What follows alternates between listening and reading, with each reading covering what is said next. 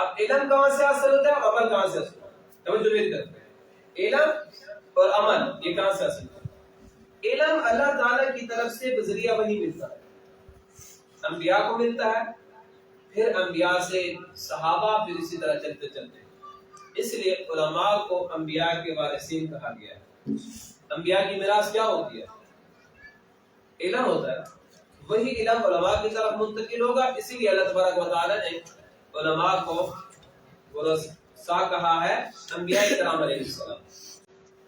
اور یہاں پہ حضرت مولانا شرف علی تھانوی رحمۃ اللہ علیہ نے بڑا پیارا نقطہ لکھا۔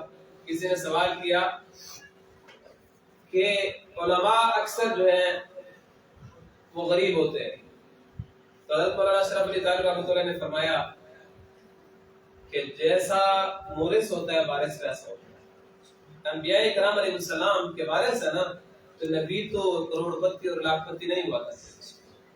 نبی کریم صلی اللہ علیہ وسلم نے بھی دین کو ترجیح دی تھی، دنیا کو ترجیح نہیں دی تھی۔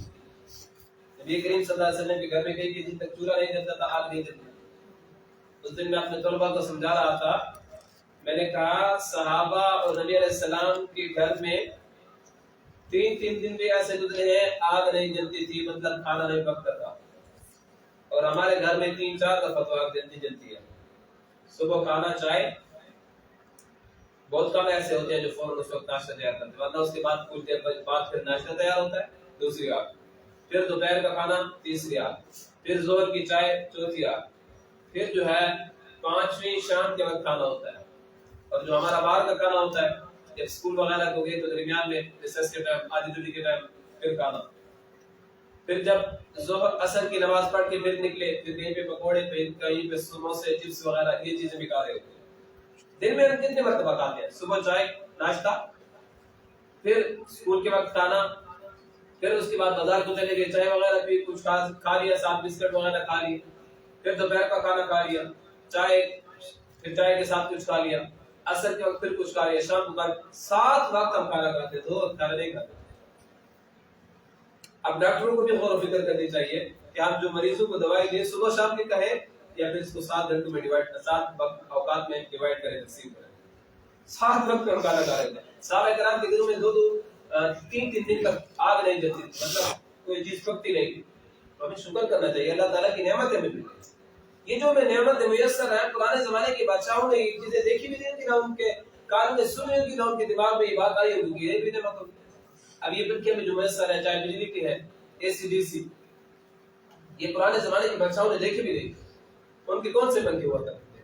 یہ پرانے جو آپ کے دادا بڑے ہیں ان سے پوچھو نا، وہ ایک بڑا کمبل نما چھت کے ساتھ لٹکا دیتے تھے، ایک رسی اس طرح باندھتے تھے، ایک رسی اس طرح بندہ کھینچ رہا ہے، اس طرح بندہ کھینچ رہا ہے، وہ یوں چل رہا ہوتا ہے جیسے ہاتھ والا پنکھا ہوتا ہے۔ یہ بادشاہ کو ہوا بھی دے گیا، بادشاہ کا یہ پنکھا ہوتا ہے۔ آج ادنا سے ادنا مسلمان کو مندی کو اس کے گھر میں 3-4 پنکھے لگے ہوئے،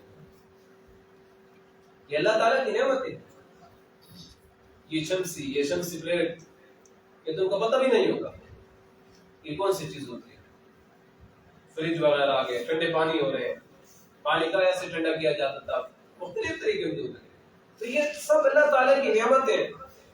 تو میں عرض یہ کر رہا تھا، علم جو ملتا ہے وحی کے ذریعے ملتا ہے، نبی پھر نبی سے منتقل ہوتا ہے، اور عمل انبیاء سے ملتا ہے۔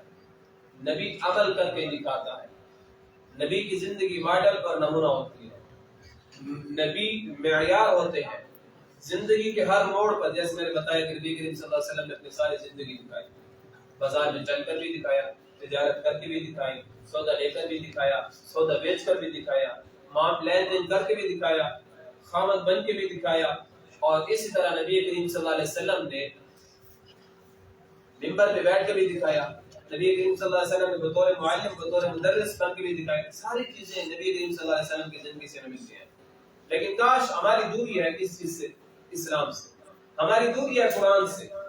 ہم قرآن سے اتنا دور چلے گئے جس کی وجہ سے ہمیں مسائل سے آگاہی نہیں ہوتی، دین میں ہم شرم محسوس کرتے ہیں، اور باقی چیزوں میں فحاشی اور بیانی میں ہم شرم محسوس نہیں کرتے۔